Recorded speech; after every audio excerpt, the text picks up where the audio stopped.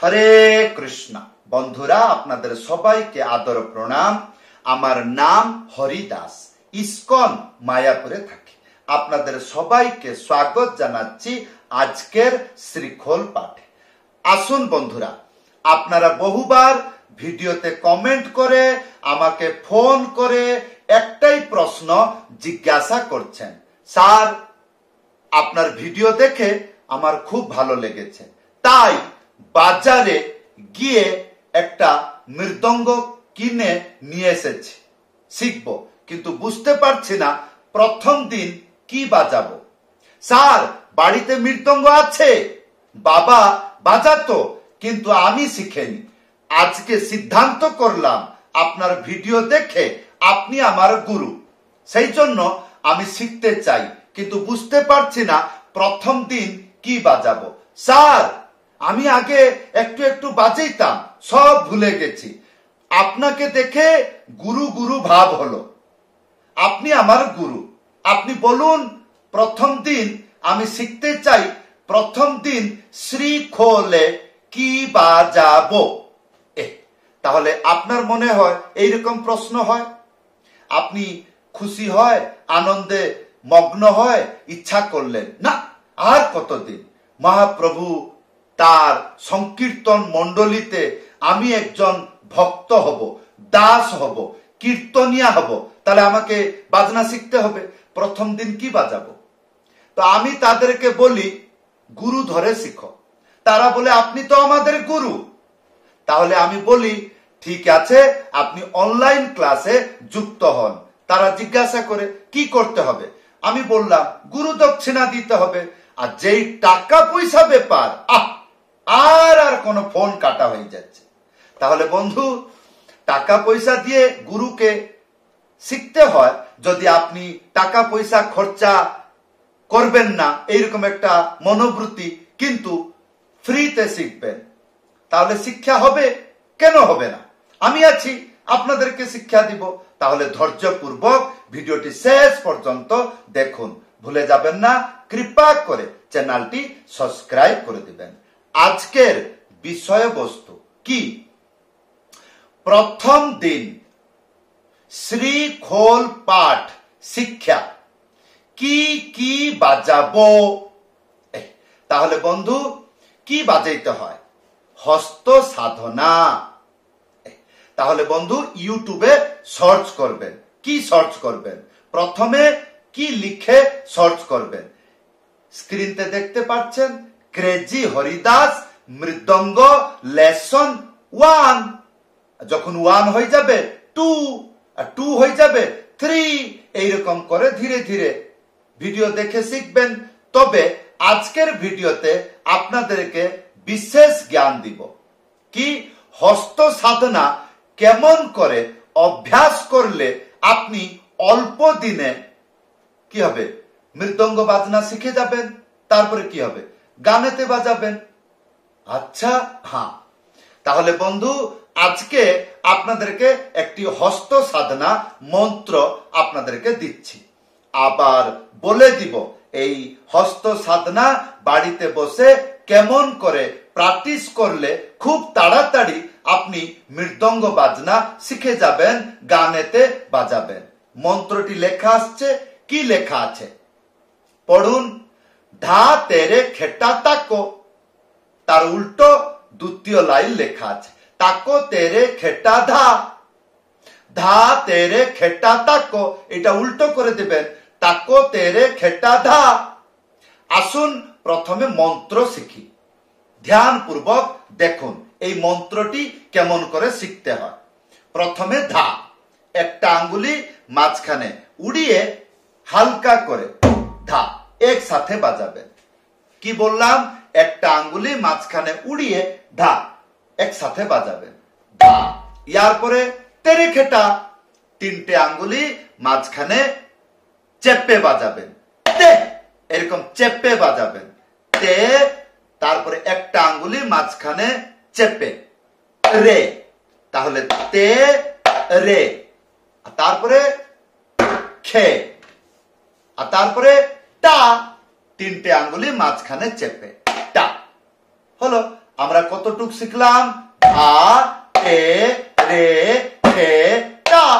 আর এরপরে তাকো, একটা আঙ্গুলি মাঝখানে উড়িয়ে, তা, তারপরে ক হলো। এটা হলো প্রথম লাইন। আসুন সম্পূর্ণ বাজিয়ে দেখাচ্ছি। ধা, তে, রে, খে, টা, তা, ক। আর তারপরে ইয়ার উল্টোটা, তা, ক, তে, রে, খে, টা, দা হলো। এই মন্ত্রটা আপনি মুখস্থ করে নেবেন এবং ভালো করে বুঝে নেবেন, এইবার বাজাবেন। তাহলে কেমন করে বাজালে খুব তাড়াতাড়ি শিখে যাবেন। ধ্যানপূর্বক শুনুন। যারা নূতন ছাত্র, যারা সিদ্ধান্ত করেছে আমি আজকে থেকে মৃদঙ্গ বাজনা শিখব, প্রথম দিন কি বাজাবো, এই মন্ত্রটি বাজাবেন। তার নিয়ম কেমন? বন্ধু, হস্ত সাধনা, এই মন্ত্রটি নাম হলো হস্ত সাধনা। কেমন করে বাজাবেন? গতিবিধি নিয়ে বাজাবেন। ये গতিবিধি কি? তো বন্ধু, তিনটি গতিতে বাজাবেন।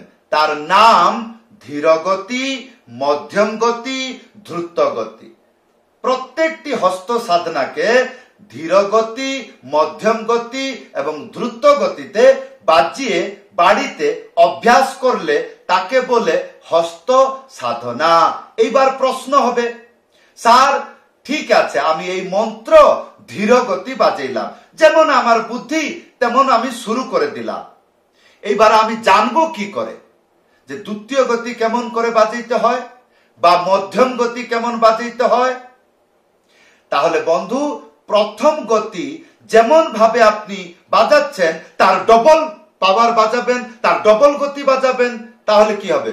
মধ্যম গতি। আর যখন মধ্যম গতি বাজাইতে পারছেন, তারপরে কি হবে? আপনি নিশ্চয় চেষ্টা করবেন দ্রুত গতি বাজাইতে। তা জানবেন কি করে যে আমি দ্রুত গতি বাজাচ্ছি এটা ঠিক? কেমন করে জানবেন? তার ডবল। কার ডবল? মধ্যম গতি যেমন ভাবে বাজালেন তার ডবল গতি বাজাবেন। হ্যাঁ, এইরকম ভাবে অভ্যাস করতে হয়। তাহলে আসুন উদাহরণস্বরূপ এই মন্ত্রটি বাজিয়ে দেখাচ্ছি। নূতন ছাত্র কেমন করে বাজাইতে হয়। যখন বাজাবেন মন্ত্রটি মুখস্থ করতে হবে। মুখস্থ হয়নি তাহলে বাজনা শিখতে হবে না বা মৃদঙ্গ বাজাইতে হবে না। মন্ত্র মুখস্থ নাই তাহলে কি বাজাবেন? মন্ত্রটি মুখস্থ করে নেবেন। তাহলে মন্ত্র কি ছিল? ধা, তেরে, খেটা, তাকো, তাকো, তেরে, খেটা, ধা। মন্ত্র মুখস্থ হলো। এইবার আমি বাজাইতে যাব। তো বন্ধু, যখনই আপনি বাজাবেন, বাজনার সময় আপনি মাথা হা হা হা হা হা এইরকম করে সিগনাল দিতে হবে। নাহলে শরীরের যে কোনো অঙ্গ প্রত্যঙ্গ 1 2 1 2 1 2 এইরকম করে সিগনাল দিতে হয়। এইটাকে বলে লয়, এইটাকে বলে টাইম, এইটাকে বলে সময়, এইটাকে বলে লহরা, এইটাকে তাল জ্ঞান বলে। হ্যাঁ, আর এইরকম লয়তে যদি আপনি ধীর ধীর করে বাজাতে পারছেন তাহলে বুঝবেন আপনার ভিতরে জ্ঞান বাড়ছে। হ্যাঁ, আর যেমন তেমন ভাবে বাজালে হয় না। তাহলে ধীর গতি কেমন করে বাজাবেন? যেমন আমার ইচ্ছা হলো এইরকম বাজাবো, তাহলে আমাকে হুঁশিয়ার করে থাকতে হবে যেমন তেমন বাজালে, কিন্তু আমাকে মধ্যম গতি তার ডবল পাওয়ারে বাজাইতে হবে। আর সেখানে যদি আমি কোন রকম অ্যাডজাস্টমেন্ট করে হয়ে গেল এইরকম মনোবৃত্তি, তাহলে দ্রুত গতি আর বাজাইতে পারবো না। কেন? মধ্যম গতিতেই আমার হয়ে গেছে, হাত ফাত সবার চলছে না। তাহলে আমাকে শুরু করতে গেলে কেমন করে শুরু করতে হবে দেখুন। ধা, তে, রে, খে, তা, তা, কো, তা, কো, তে, রে, খে, তা, দা, দা, তে, রে, খে। এইরকম ভাবে যেরকম আমি মাথা নিচু করে এইরকম করে হিলে হিলিয়ে বাজাচ্ছি, হালিয়ে হালিয়ে, আর এইরকম ভাবে হেলে ডুলে আপনি মৃদঙ্গ বাজাবেন। তাহলে কি হবে, যদি আপনি বেলাইন চলে গেছেন এইরকম এরকম করলে আর ভুল হবে না। তাহলে আপনি নিজেকে নিজে সতর্ক হয়ে যাবেন, না এটা বেতাল হয়ে যাচ্ছে, এটা এমন হয়ে যাচ্ছে। ধীর গতি ভালো করে 10-15 বার বাজিয়ে যাবেন। তাহলে কি হবে, প্রথম কথা হলো আপনার ধৈর্য শক্তি বাড়বে। তারপরে কি হবে, আমি যে মন্ত্রটি বলছি আমার বলা মাত্রই যেন হাত বাজতে পারে। আর সেটা কখন বাজবে, যদি আমি ধীরে ধীরে বাজাই। যদি ধীরে ধীরে বাজাই তাহলে একটা শব্দ বাজনা হয়ে গেল, এইবার আরেকটি শব্দ বাজাবো, সময় থাকে। কেন ধীরে ধীরে বাজাচ্ছি, এই জন্য সময়ও থাকবে এবং টাইমিং থাকবে, আমার লয় খারাপ হবে না, ভেঙে যাবে না। তাহলে বন্ধু, প্রথম গতি যেমন আমি বাজাইলাম, ইয়ার ডবল গতি বাজাবেন। দ্বিতীয় গতি তাকে বলে মধ্যম গতি। কেমন, ধা দে রে খে তা তা কো তে রে খে তা ধা ধা দে রে খে তা তা কো তে রে খে তা ধা ধা তে রে, এইরকম করে। ইয়ার ডবল বাজালে দ্রুত গতি হবে। তা এইটা দরকার একটি নতুন ছাত্রকে, কি দ্রুত গতি এইরকম করে বাজাইতে পারলে তাহলে বিশ্বাস হবে সে গানেতে বাজাইতে পারবে। তাহলে সেটা কেমন দেখতে, ধা তে রে খে তা তা কো তে রে খে তা ধা ধা তে রে খে তা তা কো তে রে খে তা ধা ধা তে রে খে তা তা কো তে রে খে তা ধা। যদি আপনি চালাক, ইয়ার ডবল বাজাবেন, ধা তে রে খে তা তা কো তে রে খে তা ধা, এইরকম 10-20 বার। যদি আপনার কাছে প্রচুর বুদ্ধি আছে, আপনি বুঝতে পারছেন, ইয়ার ডবল বাজাবেন। হ্যাঁ, এরকম ডবল করতে করতে চলে যাবেন যতক্ষণ আপনি পারছেন। তাহলে আপনি চিন্তা করবেন এটা কত দ্রুত গতি যাওয়া যায়, যতটুকু আপনার বাহুতে তাকত আছে। হ্যাঁ, কিন্তু হিসাব কিতাব কেমন, ডবল। তার মানে আপনি যে লয়ে বাজাচ্ছেন, দ্বিতীয় লয় বা দ্বিতীয় গতিতে যেতে গেলে তাহলে ইয়ার ডবল হবে। এইরকম ডবল ডবল করে আপনি বাজিয়ে যাবেন। হ্যাঁ, আর ইউটিউবে সার্চ করে প্রত্যেকটি ভিডিও হস্ত সাধনা দেখে এইরকম ভাবে অভ্যাস করবেন। এইরকম ভাবে অভ্যাস করলে আপনার ধৈর্য শক্তি বাড়বে। কেন, যারা গান গাইবে, ধরা যাক আপনি একটা মন্ত্র বাজাইলেন, 2-3 বার বাজিয়ে পণ্ডিত নিজেকে মনে করছে হয়ে গেছে, আমার অনেক মন্ত্র লাগবে। কিন্তু যখন আপনি গানে বাজাচ্ছেন হচ্ছে না, তখন মন খারাপ, হ্যাঁ গুরু ভালো না, আরেকটা গুরু ধরবো, এইরকম। তাহলে এখানে প্রবলেম কোথায়, এখানে প্রবলেম হচ্ছে আমি যখন প্রথম অবস্থায় মৃদঙ্গ সাধনা করলাম, বাজনা শিখলাম, ধৈর্য ছিল না, কোন রকম তাড়াহুড়া করে গানেতে কেমন করে বাজাবো এই ধারণা, আর তখন গানেতে বাজে না। আর এইরকম বাংলায় হাজার হাজার লোক, করোড় করোড় লোক, কোটি কোটি অরব অরব লোক তারা মৃদঙ্গ বাজায়, কিন্তু সবাই যে গানেতে বাজায় এটা সম্ভব না। আর যারা গুরু ধরে বুঝে সুঝে বাজায় বা বাজনা শিখে তারাই বাজাইতে পারে। কেননা যারা গান গায় তারা কিন্তু হা হি হু হু হা হা হা হি হি এইরকম করে না, তারা একটা লেবুল দিয়ে গায়, প্লেন করে সোজা করে যায়।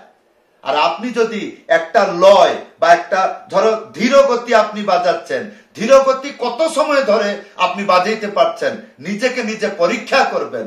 তাহলে যদি ধীর গতি আপনি 2-3 বার বাজিয়ে না আমার হয়ে গেছে, তাহলে যে গান গাইবে, যেমন লীলা কীর্তন কেউ গাচ্ছে বা কেউ একটি পদাবলী কীর্তন গাইবে অতিরিক্ত ধীর, তখন কি করবেন, তখন এইরকম করবেন আমি বাজাইতে পারছি না, তো এইরকম কেন করবেন, তার মানে আপনার অভ্যাসটা ঠিক নয়। তো সেই জন্য যখন আপনি ধীর গানতে বাজাবেন, তাহলে প্রত্যেকটি মন্ত্র ভজন তাল আপনাকে ধীর ধীর করে এইরকম করে বাজাইতে হবে। তাহলে এইরকম অ্যাক্টিং করলে তো হবে না, অভ্যাস করতে হবে মন্ত্র, তাহলে গিয়ে সেইটাকে বলে হস্ত সাধনা। আর কেউ কেউ বাংলায় বলে হাতুটি। তার মানে এগুলো সব প্রথম অবস্থায় শিখতে হবে। তাহলে বন্ধু, আশা করি আপনি বুঝতে পেরেছেন। আপনারা বহুবার এইগুলো প্রশ্ন করেছিলেন যে আমি মৃদঙ্গ কিনেছি, প্রথম দিন জানি না কি বাজাবো, কেমন করে বাজাবো, আর আমি বুঝতে পারছি না, আর আমার মনোবৃত্তি নাই টাকা পয়সা দিয়ে শিখবো, কে ফ্রিতে শিখাবে। আমি আছি, এই চ্যানেল আছে আপনার জন্য, নিশ্চয়ই শিখাবো। বাড়িতে বসে সম্পূর্ণরূপে আপনি শিখতে পারবেন। যদি আপনি আমার কাছে অনলাইন ক্লাস যুক্ত হতে চান, তাহলে উপরে হোয়াটসঅ্যাপ নম্বর আছে, লিখে জানাবেন। সবাইকে ধন্যবাদ, সবাইকে প্রণাম। হরে কৃষ্ণ।